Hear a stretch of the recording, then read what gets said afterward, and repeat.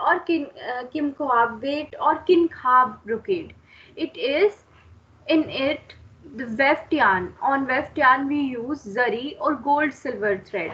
हम क्या use कर रहे हैं? We use actual gold thread और actual zari thread और actual silver thread. ठीक है. और सरफेस पे जब हम सिल्वर या गोल्डन को देखेंगे, ब्रोकेड को देखेंगे, तो it cover less than 50% of the base, मतलब कि आपको कहीं कहीं पे गोल्डन सिल्वर विजिबल होगा. And it is use for the wedding purpose.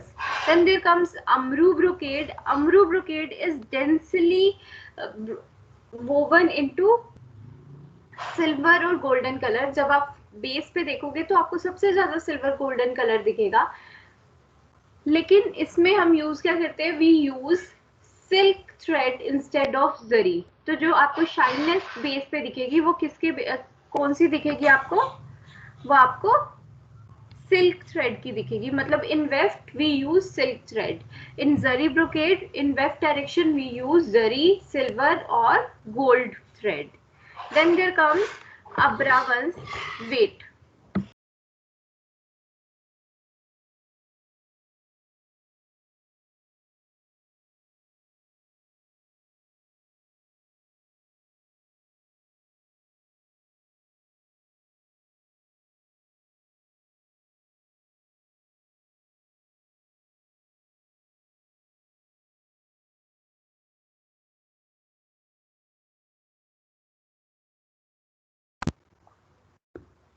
Okay, sorry for interruption. Then there comes Abravans. Abravans is what? It can either, इसमें हम क्या कर सकते हैं? We can either use zari or a gold silver thread, or we can use silk thread. So Abravan is a combination. और अगर आपको कोई ब्रोकेड फैब्रिक दिया है और आपको नहीं पता चल रहा whether it is zari brocade or amru brocade, you can name it as Abravan, because it is a mixture of both. In it we can use zari gold silver thread, or we can use silk thread, right? So it can be either of the above brocade, and the amount of zari visible can also vary. So जैसे हमने जरी brocade में क्या पढ़ा कि सिर्फ 50% से कम ही आपको surface पे जरी दिखेगी. अमरू ब्रोकेड में क्या है? अमरू ब्रोकेड में 50% से ज्यादा आपको जरी दिख रही है. Abrawan is a mixture of all these two. So इसमें आप कोई भी थ्रेड यूज कर सकते हो. You can either use zari और gold silver thread. You can use silk thread, and the amount of visibility on the surface also varies, right? So these are the three types of brocade which we have done, and other two types are cutwork brocade and Ganga Yamuna brocade. So first of, excuse me ma'am. हाँ जी ma'am जरी का meaning gold और silver threads ही होता है? जरी is what आपकी एक thread पे हम क्या करते हैं? मेटल, गोल्ड या सिल्वर का पानी बोलते हैं ना जिसे, वो चढ़ाते हैं. That is your zari. Okay ma'am. ठीक है. आप कभी मार्केट में जाना, मेटल मार्केट में जरी थ्रेड चेक करना, वो क्या होता है? आपकी मेटल की बनी होती है. जैसे जो आपके नॉर्मल थ्रेड होते हैं ना, वो आपके फाइबर के बने होते हैं. एक धागा, मतलब वो सॉफ्ट होते हैं. जब आप जरी थ्रेड को टच करोगे ना, वो आपको मेटल वायर होती है ना, जैसे आपकी उसकी स्टील की वायर. Yes ma'am. वैसी से आपको वो फील करेगी. वैसी सी टच जब आप करोगे ना, तो वो वैसी होती है. Okay ma'am. या फिर आप जब अपने सूट्स में, जैसे हैवी सूट्स जब हम लेते हैं, तो उसमें दबका एम्ब्रॉयडरी हो रखी होती है, या जरी एम्ब्रॉयडरी भी. कभी कभी आप शॉपकीपर के पास जाते हो तो वो बोलता है कि इस पे दबका एम्ब्रॉयडरी या जरी एम्ब्रॉयडरी हो रखी है. तो उसमें आप क्या देखते हो? उसमें आपको ना वो मेटल जैसा दिखता है, रफ रफ सा.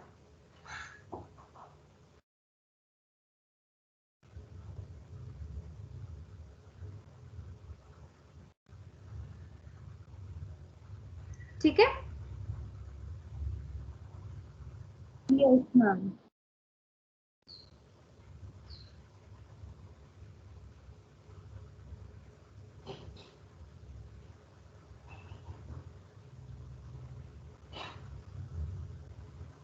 Okay. Then there come cutwork brocade. Cutwork brocade में आप क्या करते हो, जैसे मैंने आपको ये पहले भी बताया था, जब हम वीविंग कर रहे हैं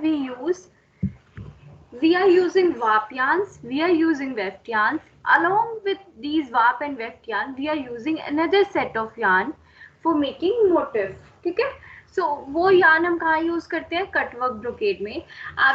आप मार्केट में जब कभी भी आप ब्रोकेड लेने जाओगे तो उसका पहले बैक साइड देखना. कभी कभी क्या होता है, वहां पे आपको फ्लोट्स दिखेंगे. फ्लोट मीन्स बहुत बड़े बड़े लॉन्ग लेंथ ऑफ यार्न्स दिखेंगी पीछे.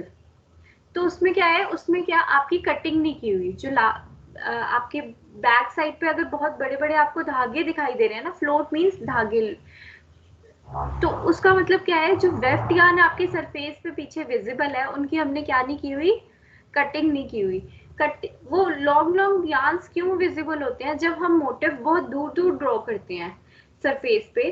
तो देखो, हमने ये चीज देखी है कि जो मोटिव बनाना है उसके लिए वेफ्ट यार्न सरफेस पे होना चाहिए, राइट. अगर हम मोटिव बहुत दूर दूर बना रहे हैं तो जिस टाइम पे वेफ्ट यार्न हमें सरफेस पे नहीं चाहिए, वो कहाँ होगा, फैब्रिक के रॉन्ग साइड पे, है ना. सो रॉन्ग साइड पे आइदर वी डू वीविंग, हम उसको कहीं कहीं पे वाप यार्न में फंसा देते हैं, या फिर हम फ्लोट्स बना देते हैं कि वाप यार्न में उसको फिक्स नहीं करते, हम उसको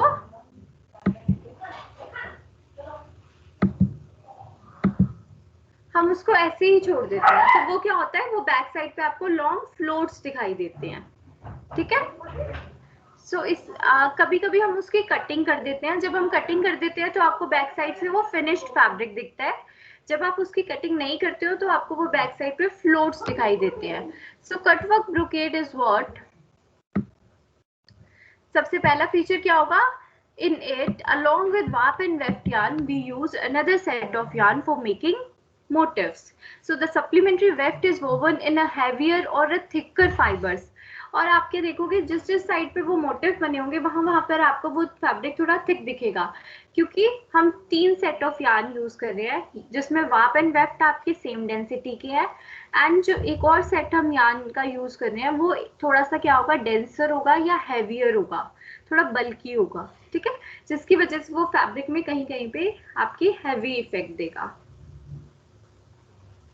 Then there comes Ganga Yamuna. Ganga Yamuna means that you are weaving with golden thread. जो आप वाप यार्न है वो आप सिल्वर कलर के ले रहे हो, और जो वेफ्ट यार्न है वो आप किसके ले रहे हो, गोल्डन कलर के ले रहे हो. So it is basically golden on silver base, golden work on silver base.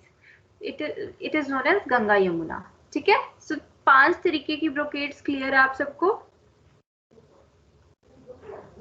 Yes ma'am.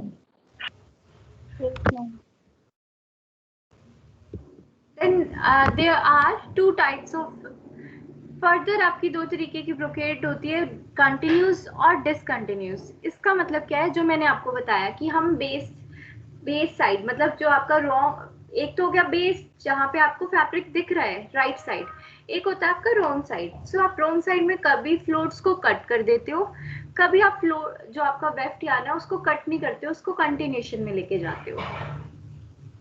So continuous brocade क्या होता है, जिसमें हम फैब्रिक की जो रॉन्ग साइड है उसमें फ्लोट्स को रहने देते हैं, उसमें कटिंग नहीं करते.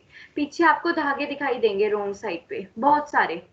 डिसकंटिन्यूस ब्रोकेड क्या होता है, in which we cut the floats, हम फ्लोट्स को कट करके फिनिश कर देते हैं. ठीक है, लेट मी सर्च अगर मुझे कुछ दिख जाए. दिख रहा है,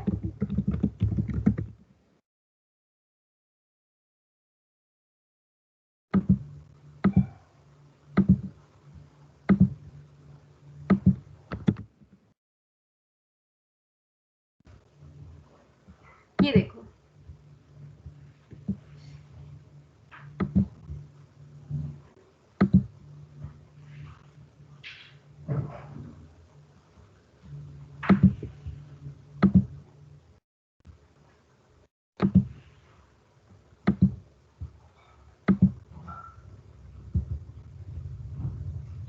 ये 2 फैब्रिक दिख रहे हैं आपको, one is in green, other one is in pink और magenta colour, right. Is it visible? So इसमें से कंटिन्यूस कौन सा है और नॉन कंटिन्यूस कौन सा है, आप बताओगे.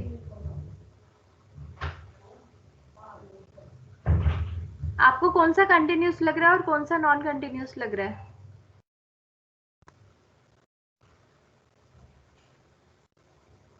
हाँ जी, देखो मैंने ये, आप देखो ग्रीन वाले को अगर आप ध्यान से देखो तो वहां पे क्या हो रहा है, आपको जो गोल्डन थ्रेड है वो विजिबल है ना? ये दोनों ही रॉन्ग साइड है फैब्रिक की। सो जब आप इसमें देख रहे हो, इसमें ये क्या है, जो ये आपको लंबे लंबे थ्रेड्स दिख रहे हैं ना गोल्डन कलर के, these are known as floats. When we see or check at the wrong side of the fabric, there are long floats of golden or silver thread. जिसकी हमने brocade बनाया है, उसके जिस thread को, जिस yarn को हमने weft में use किया है, उसके क्या होंगे, आपको long floats visible होंगे. So if these floats are not cut or not finished, this is known as continuous brocade. यहाँ पे आपको देखो बैक साइड में floats visible है. सेम यहाँ भी हमने गोल्डन थ्रेड से ही ब्रोकेड का डिजाइन क्रिएट किया है, लेकिन यहाँ पे हमने जो फ्लोट्स थे उनको कट कर दिया. सो यहाँ पे आपको फ्लोट्स नहीं विजिबल है ना? यहाँ पे आपको गोल्डन कलर के थ्रेड्स नहीं विजिबल ना पूरे सरफेस पे. So it is what, it is non continuous. So clear हुआ continuous and non continuous? Yes ma'am. Yes ma'am.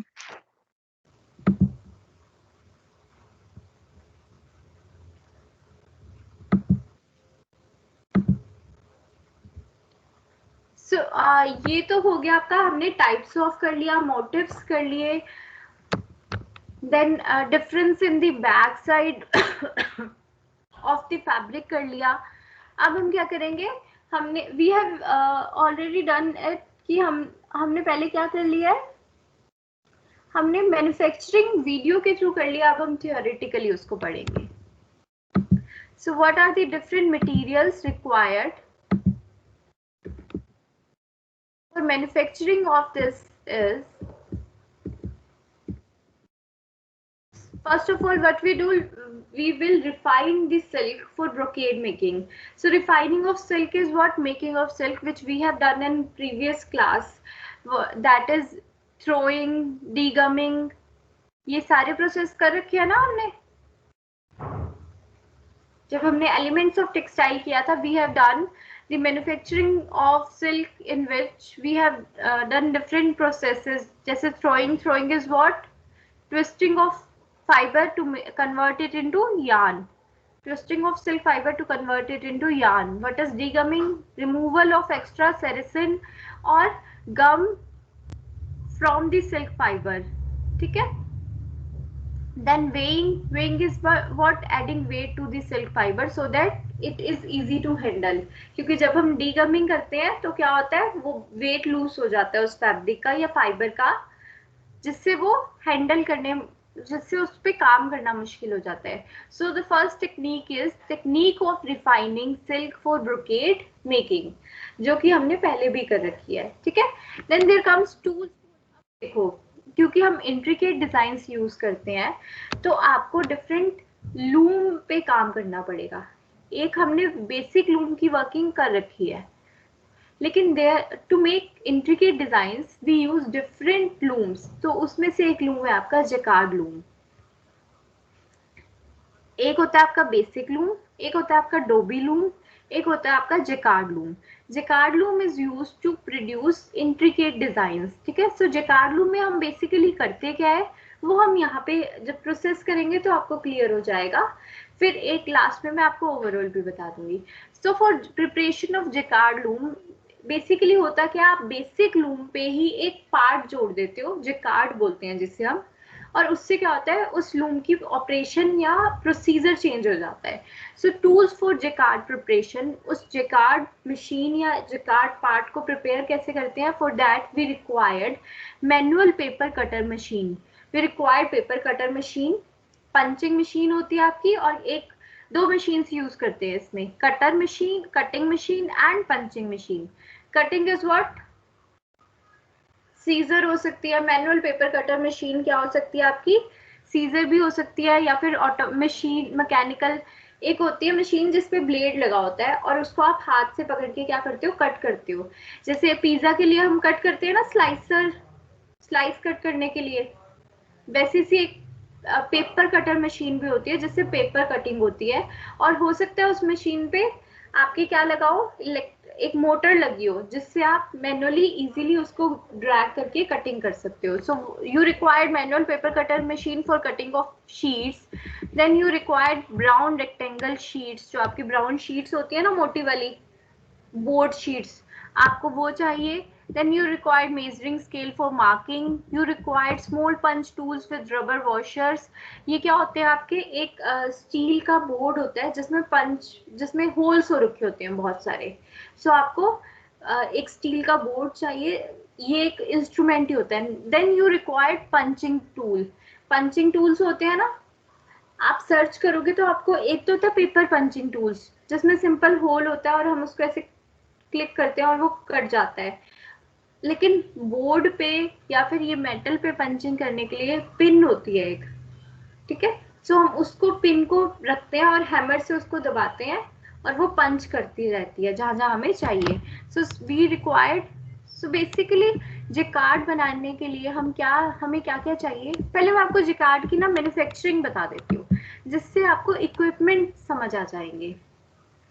तो हम क्या करते हैं, for making of fabric through jacquard loom, first we draw the design on graph paper. सबसे पहले हमें जहां जहां पे लूप्स चाहिए, जहां पे हमें वेफ्ट यार्न सरफेस पे चाहिए, कहाँ हमें वेफ्ट यार्न सरफेस पे नहीं चाहिए, वाप यार्न सरफेस पे चाहिए, उस सब की हम क्या करेंगे, एक ग्राफ पे प्रेजेंटेशन बनाएंगे, पूरी ड्राइंग करेंगे, which is known as lifting plan, drawing and lifting plan.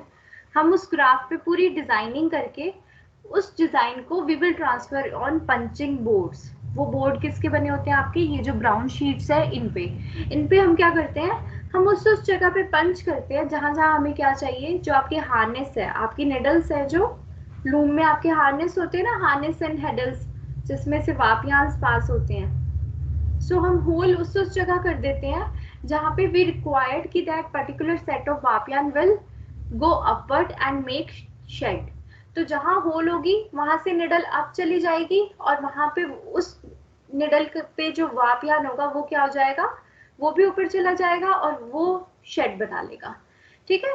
सो यहाँ पे क्या होता है आपके, अगर मैं आपको ऐसे एम आई विजिबल, सो ये अगर आपका शेड, ये आपका बोर्ड है, ठीक है, और यहाँ पे हमने निडल्स लगा रखी हैं। सो जहां पे भी आपके यहाँ पे होल होगा, मान लो ये होल है और इस साइड भी निडल है, ये अप नहीं जाएगी लेकिन ये वाली निडल अप चली जाएगी, तो इसके अंदर जो वापियान होगा वो भी ऊपर चला जाएगा और वो शेड बना लेगा। सो इस रो में जहां जहां पर होल होगा वहां वाली निडल ऊपर चली जाएगी, बाकी निडल्स नीचे रहेगी, जिससे आपका ये शेड फॉर्मेशन हो जाएगी, ठीक है। सो ये पंचिंग बहुत इंपॉर्टेंट प्रोसेस है आपका, क्योंकि पंचिंग से ही हमें वाप यान पे शेडिंग होगी और वेफ्ट यान जहां जहां हमें सरफेस पे चाहिए वो आपका पॉसिबल हो पाएगा, ठीक है। So for making of jacquard, we required paper cutter machine, we required brown rectangle sheet, we required measuring scale, small punching tools with rubber washer, hammer to make pressure, right? And then graph paper for the designing, for drawing of that particular design. And here comes nail paint or any marking liquid you can use, ठीक है। Nail paint तो basic आपके घर में है तो आप use कर रहे हो, या फिर आप कोई भी मार्किंग इक्विपमेंट या मार्किंग टूल भी यूज कर सकते हो। सो ये तो था आपका जैकार्ड का। ये तो आपने जैकार्ड की एक मतलब एक पूरी की पूरी हम क्या बनाते हैं, सेट बना लेते हैं एक पूरा। फिर नेक्स्ट आता है आपका वीविंग। वीविंग में क्या होता है आपका, वीविंग के लिए हमें क्या चाहिए, सबसे पहले किसकी वीविंग करनी है बताओ। फैब्रिक बनाने के लिए हमें बेसिक चीज क्या चाहिए,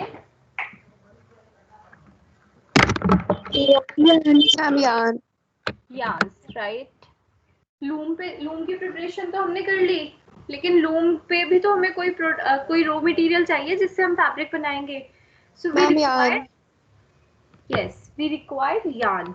So for weaving, we require yarn. Then we require container for dyeing.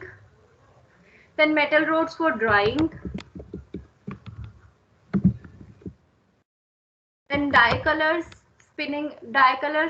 for coloring.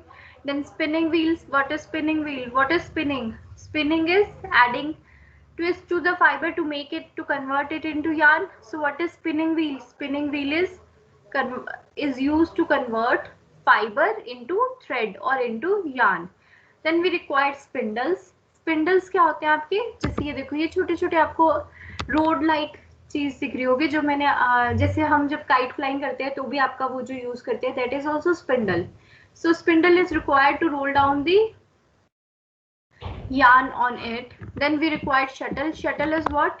It is an instrument which is passed through the shed and it carries weft yarn with it. ठीक है? So it may carry silk yarn, it may carry zari. जो भी हम इसमें डालेंगे वो ये thread को क्या करेगी? पास करेगी, जो आपकी शेड बनेगी उसमें से. Then we require jacquard machine to hold the punch card. ये देखो, ये आपके पंचिंग कार्ड लगे हुए हैं और यहाँ पे पंच हो रखा है. So यहाँ से निडल्स वहां से पास होती है. Then we required punching card. अब ये देखो, ये ब्राउन शीट पे आपके पंच हो रखी है, दिख रही है आपको? सबको विजिबल है? सो एक रो में अगर ये हम पहली वाली रो देखें तो यहाँ पे सिर्फ ये वाली निडल अप जाएगी, then this will be down, फिर 3 सेट में अप जाएंगी, फिर ये सारी नीचे ही रहेंगी. तो ये जैसे जैसे आपके यहाँ पे काम हो रखा है, पंचिंग हो रखी है, वैसे वैसे आपका क्या होगा? Easily needles up and down movement follow करेगी इनके होल्स के according. Then we required rubber band. If it is an optional requirement.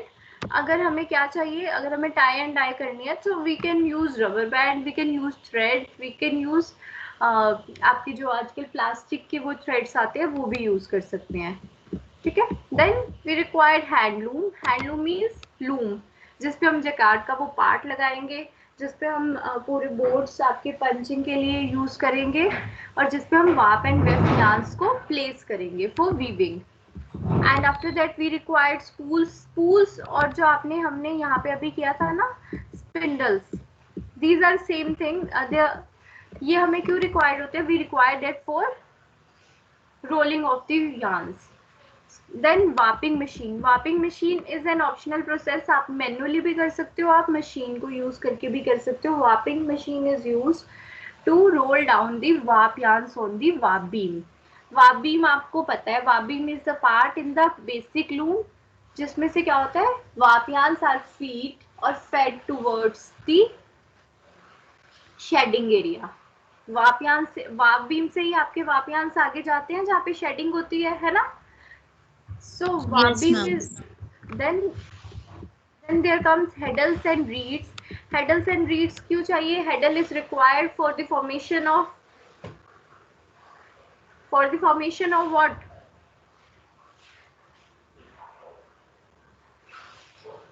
Heddles क्यों चाहिए होती है हमें? Heddles harness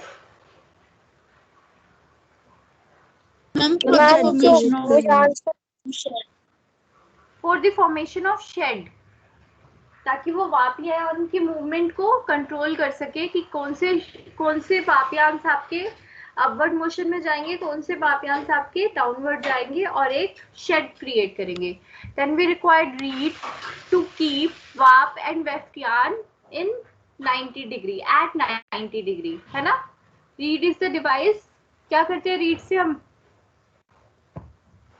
ma'am weft yarns. हाँ जी बोलो. मैम हम जो वेफ्ट यार्न्स के अंदर भेजते हैं जिससे फैब्रिक बनता है. सॉरी, बेसिकली वाप एंड वेफ्ट यार्न को हम 90 डिग्री पे और उनके बीच में कोई स्पेस ना बचे ताकि कोई डिफेक्ट ना हो जब फैब्रिक हम फॉर्म करें, उसके लिए यूज करते हैं. We push the reed so that weft and wap yarns are closely compactly placed with each other. ठीक है, सो ये क्या हो गया आपका लूम फॉर्मेशन। लूम बना लिया आपने, देन कलर यूज्ड, हमें डाइंग के लिए कलर चाहिए होंगे या different colours which are used to make that particular brocade fabric. So basically आपने देखा होगा ब्रोकेड फैब्रिक आपको कौन से कलर में मार्केट में अवेलेबल होते हैं, they are available in bright shades, लेकिन traditionally bright shades were used. अब उसको ट्रेंड में रखने के लिए या कमर्शियलाइज रखने के लिए हम क्या कर रहे हैं, हम उसको चेंज कर रहे हैं। जो प्रेफरेंस होती है कस्टमर की, हम उसको उस कलर्स में लाने की कोशिश कर रहे हैं, क्योंकि पहले आपने चेक किया होगा कि पेस्टल शेड्स में हमें ब्रोकेड नहीं मिलता था, हमें गोल्डन में ब्रोकेड मिलता था, maroon, green, blue, royal blue, blue में भी कभी आपको स्काई ब्लू में नहीं मिलता था, आपको रॉयल ब्लू में कलर बेस में ब्रोकेड मिलता था। लेकिन आजकल आपको पीच, मेलन, आपका पेस्टल शेड्स जितने भी है इसमें भी ब्रोकेड अवेलेबल है मार्केट में। ठीक है, so traditionally colours were used, और ट्रेडिशनली जितने भी आपके कलर यूज होते थे they have some symbolic reasons, और दे हैव जो भी कलर्स यूज करते थे हम, उनका कुछ ना कुछ इम्पैक्ट या कुछ ना कुछ उनके पीछे स्टोरी होती थी। So the colour red depicts the love and it depicts the and we use 3 tones of red, blood red, maroon and एक आपका दूसरा red होता है, हम 3 tones red की यूज करते थे, which signifies the 3 states of love। जहाँ पे ये बनता है बनारस, यूपी, और उसके पास की 2 स्टेट्स, उनके बीच में यूनिटी को शो करता था। Then yellow colour is used to show the Vasant, spring को शो करने के लिए यूज करते थे, या यंग ब्लॉसम्स जो छोटे छोटे फूल खिले हैं उनको शो करने के लिए, southern wind and swarm of बीज, आपकी जो वो मधुमक्खी होती है उसको शो करने के लिए। Then neela colour resembles the Krishna and Hari neela, Hari neela means the colour of water when we see sky in it. So sky की जब रिफ्लेक्शन पड़ती है तो वो ना कलर ब्लू होता है ना वो कलर व्हाइट होता है, that is hari nila color. Then गेरुआ, गेरुआ color is your saffron color which resembles the yogi, जो भी वहां पे देखो अर्थ को, अर्थ का कलर शो करने के लिए, या फिर जो भी वहां पे yogi, seer, poet, who are all these, देखो योगी, सीर या पोएट क्या होते हैं, जो क्या करते हैं, जो आपकी ट्रेडिशनल जो आपकी बुक्स होती है उनको रिसाइट करते हैं अलग अलग जगह जाके, अलग अलग जगह जाके एक तरीके से पुरानी कहानियां हैं जिनको क्या कर रहे होते हैं, बता रहे होते हैं। सो दे, आपने देखा भी होगा, you have also notice them कि दे ओनली वोर सैफ्रॉन कलर। सो जितने भी कलर्स हम यूज कर रहे थे उनके कोई ना कोई क्या है, कोई स्टोरी है उनके पीछे। ठीक है, एक्सक्यूज मी मैम। हाँ जी मैम इसमें हम नीले रंग की जगह ब्लू कलर नहीं लिख सकते? आप ब्लू लिख सकते हो, यहाँ यहाँ पे गेरुआ की जगह आप सेफ्रॉन भी लिख सकते हो। These are what, these are traditional colours, कि हम इसको कलर को नाम ही इंडिगो देते थे या नीला कलर बोलते थे, अब इसको हम हरी नीला कलर बोलते हैं। इसको आप टॉर्क्यूज भी लिख सकते हो, नॉर्मल कलर तो टॉर्क्यूज है ना आपका, अगर आप देखोगे ये वाला हरी नीला, ठीक है, इंग्लिश में तो आप लिख सकते हो। आप इसको ब्रैकेट में नीला भी लिख दो, आप पहले ब्लू भी लिख दो, ब्लू में भी फिर आप इंडिगो ब्लू लिखोगे। There are indigo blue, sky blue, royal blue, Persian blue, blue के भी बहुत कलर्स होते हैं, तो इसमें नीला ब्रैकेट में इंडिगो इसलिए लिखा क्योंकि इट इज इंडिगो ब्लू। ठीक है, yes ma'am. there is your cherry, chrysanthemum, marigold, jasmine. What are these? These are the name of the flowers, etc. And buta, buta is what, spine or a branch, small piece of branch. एक तो होती है आपकी बहुत बड़ी बड़ी branches, जो छोटी छोटी ब्रांचेस है, that is your buta. Then keri और मैंगो, केरी और keri is, mango is known as keri also in Hindi. So what is it? Paisley, paisley is what, stylized version of mango. Buta, then Ganga Yamuna style, Ganga Yamuna style is what, हमने Ganga Yamuna brocade भी की है, तो इसमें क्या है, gold and silver zari use कर रहे हैं, या फिर सिल्वर बेस पे गोल्ड जरी यूज कर रहे हैं, या गोल्ड बेस पे सिल्वर जरी यूज कर रहे हैं। देन आरी झाड़ी इज अ डायगोनल स्ट्राइप्स जब हम बना रहे हैं। देन लतीफा बूटा इज अगेन आपकी क्या आ रही है, हम झाड़ी, बूटा मीन्स झाड़ी वाला स्टाइल जो हम कर रहे हैं। Then different animal patterns we can use, different bird patterns we can use sky patterns such as moon, sun and stars or the motifs which I have shown you in ma'am the presentation. हाँ जी ma'am लतीफा क्या का meaning क्या था लतीफा बूटा में? बेटा लतीफा बूटा means आपके plants ही।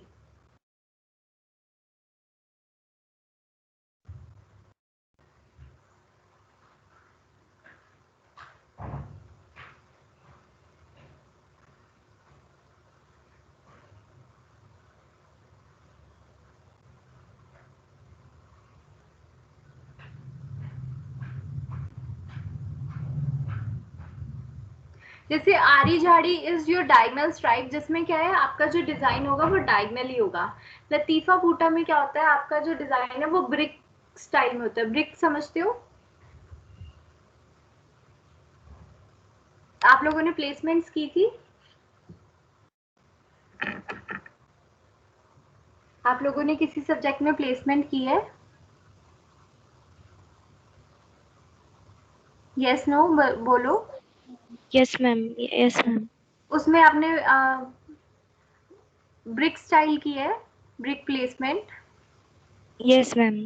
उसमें क्या होता है? Yes ma'am. मैम जैसे हम ब्रिक्स प्लेस करते हैं एक दीवार को बनाने के लिए, वैसे जो प्लेसमेंट होती है उसके अंदर मोटिव्स की। हाँ जी, तो इसमें वैसी सी प्लेसमेंट होती है आपकी बूटास की, मतलब छोटे छोटे आपकी झाड़ियों की। ठीक है, ये देखो this is floral buta pattern, जहाँ पे ओवरऑल आपके फ्लोरल पैटर्न बनाया हुआ है।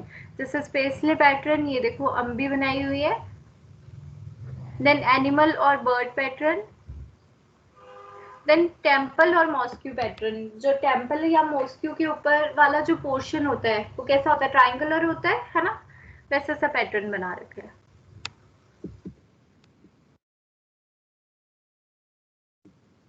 ठीक है, सो बेसिकली क्या होता है ये हम कर चुके हैं इस पैराग्राफ में ही। जो भी है the designs are first made on paper and this procedure is known as likhai. इसको हम क्या बोलते हैं, लिखाई। या इसमें क्या होता है, देयर आर सर्टेन लेटर्स, जैसे हम ए बी सी डी पढ़ते हैं ना, ऐसे इनके एक लेटर्स होते हैं कि अब वो हमें स्टडी करने के लिए, इन डेप्थ स्टडी करने के लिए तो वहीं जाना पड़ेगा। पर मैं आपको एक एग्जाम्पल दे रही हूँ। For example A stand for warp, B stand for weft and C stand for upward, D stand for downward. तो अगर मुझे एक पूरा पैटर्न बनाना है तो मैं, अगर मुझे फर्स्ट रो में फर्स्ट जो आपका वापयान है उसको अपवर्ड रखना है तो मैं क्या लिखूंगी, ए अपवर्ड मीन्स सी ना, सो ए सी। ऐसे ऐसे करके आपको पूरी एक लिखाई लिखी जाती है कि किस जगह पे हमें वाप चाहिए, किस जगह पे वेफ्ट चाहिए। वो पूरी उनके पैटर्न्स या सिंबल्स होते हैं, they use it to make that particular pattern. Then by reading all that pattern they draw it on the graph paper and through graph paper they transfer it on the sheet, जो आपकी वो जो jacquard sheets है, jacquard loom में लगेंगी। Then with the help of that jacquard boards, that brown boards or that punching boards, weaving is done. तो देखो कितना लंबा प्रोसेस है। सबसे पहले हम लिखाई करेंगे, लिखाई के बाद we transfer it on graph paper, then with the help of graph paper we transfer it on punching boards and with the help of punching boards we will do the weaving of that particular fabric. So weaving के time भी हम वो graph paper अपने पास रखते हैं, क्योंकि जो punching boards है वो वापयांश की तो मूवमेंट को कंट्रोल कर रहा है, वापयांश की तो शेडिंग बना रहा है, लेकिन कहाँ से हमें वेफ्ट यार्न लेके जाना है वो तो हमें ग्राफ पेपर में चेक करके लेके करना पड़ेगा ना, कि हमें अगर हम 3 set of weft yarn use कर रहे हैं तो कहाँ पे हमें गोल्डन लेके जाना है, कहाँ पे हमें सिल्वर लेके जाना है, वो सारी चीजें हमें ग्राफ पेपर के थ्रू पता चलेगी।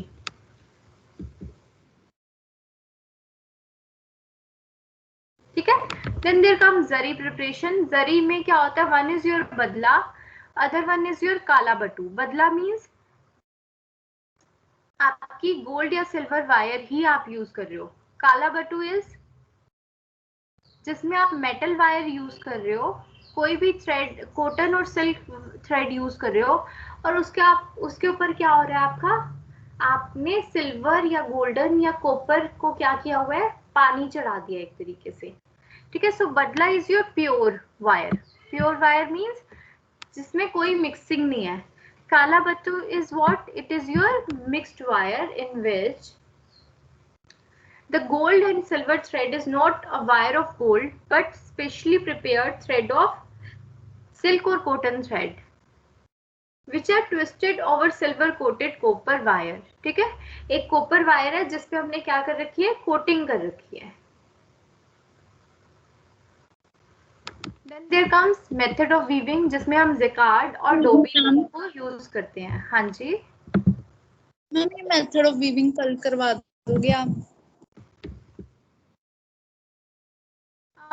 ओके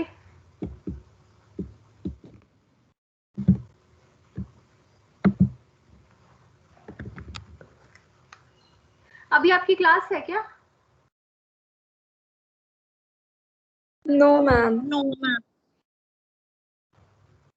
सिर्फ हमारा मेथड ऑफ वीविंग ही रह गया, हमने सब कुछ कर लिया है। तो ये हम अभी कर लेते हैं क्योंकि नेक्स्ट क्लास में हम नेक्स्ट टॉपिक स्टार्ट कर लेंगे ना, आपका सिलेबस बहुत ज्यादा है।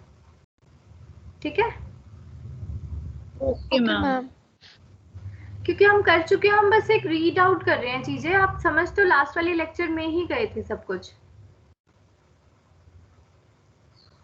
So in method of weaving, the designs are produced by warp and weft thread of different colors and materials suitably woven। आप क्या कर रहे हो, वार्प एंड वेफ्ट थ्रेड्स को यूज कर रहे हो। बेसिकली आप जब सिलेबस में भी देखोगे आप, ब्रोकेड किस में आ रहा है, brocade comes under the category of woven fabric. So woven fabric means we are creating design during weaving. ठीक है, सो पैटर्न्स कैसे बनते हैं, पैटर्न्स बनते हैं जब हम बेसिक लूम में जकार्ड या फिर डोबी की अटैचमेंट करते हैं। ये मैं एक बार रीड आउट कर देती हूँ क्योंकि ये सारी चीजें मैं आपको दिखा भी चुकी हूँ, आपको एक बार बता भी चुकी हूँ। फिर भी अगर आपको कुछ नहीं समझ आ रहा है इसमें तो फिर वो लाइन आप मुझसे पूछ सकते हो। ठीक है, it can be a silk on silk, cotton on cotton, silk on cotton, zari on silk. The brocade designs are made with extra yarns other than the ground threads. These extra or supplementary yarns are usually inserted in weft-wise direction in Banaras brocade. When these extra yarns are picked from the selvage to the other end, the yarns appear on the face of the fabric in the design portion and as a float on the back of the fabric in the remaining portion। हम कर चुके हैं ना floats क्या होते हैं और design क्या होती है। जब वो बेस पे आपके फ्रंट पे विजिबल है तो वो डिजाइन फॉर्म कर रहे हैं, जब वो बेस पे है, रॉन्ग साइड पे है, तो वहां पे वो they are forming floats, right. A very special technique often seen in Banaras is मीनाकारी।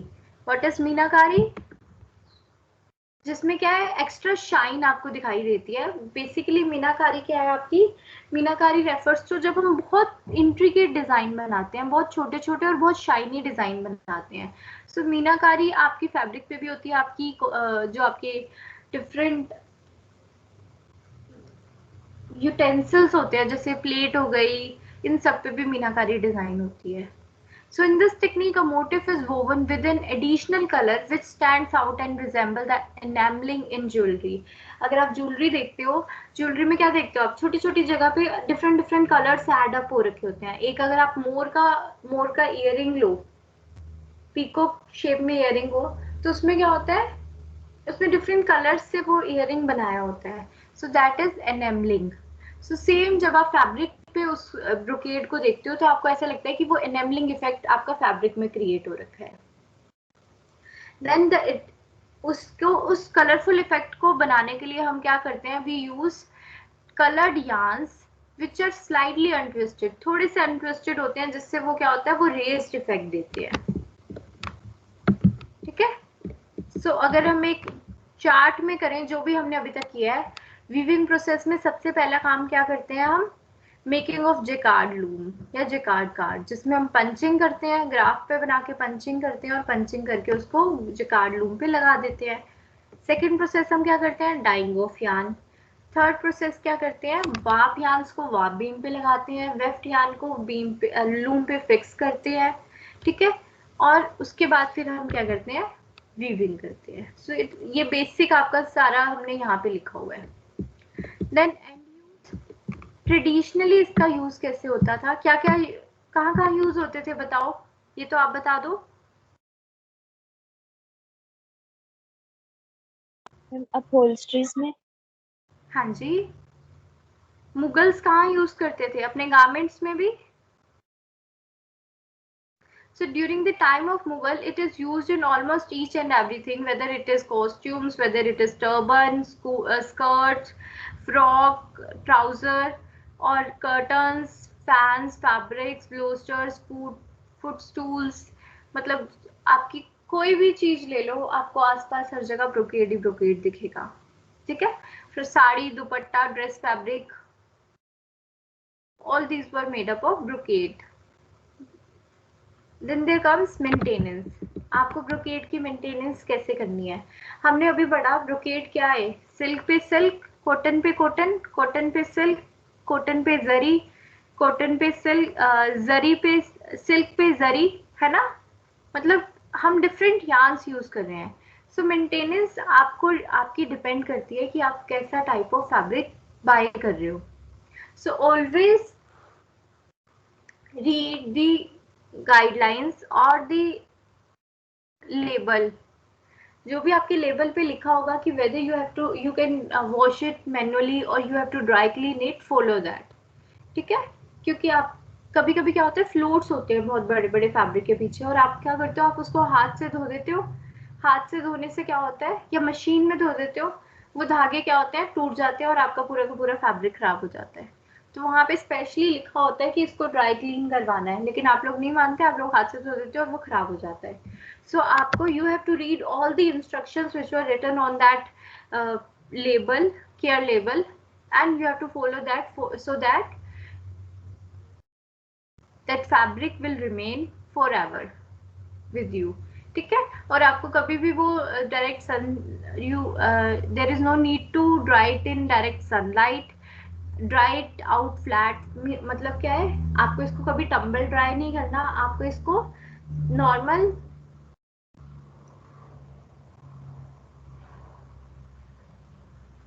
अपने घर के अंदर, मतलब किसी शेडो में इसको क्या करना है, ड्राई करना है। आप इसको डायरेक्ट सनलाइट में भी ड्राई नहीं कर सकते, ठीक है। क्लियर है ये? Yes ma'am. Yes ma'am. Yes ma'am. बस इतना सही रह गया था, इसलिए मैंने अभी करवा दिया, क्योंकि मुझे ये था कि फिर ये 2 पैराग्राफ के लिए हम नेक्स्ट क्लास में क्या स्टार्ट करेंगे,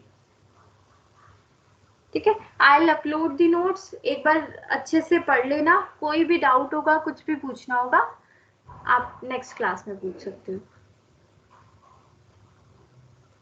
okay ma'am. Okay ma'am. Okay, चलो bye, take care. Thank you ma'am. Thank you, ma'am. You too. Thank you, ma'am. Welcome.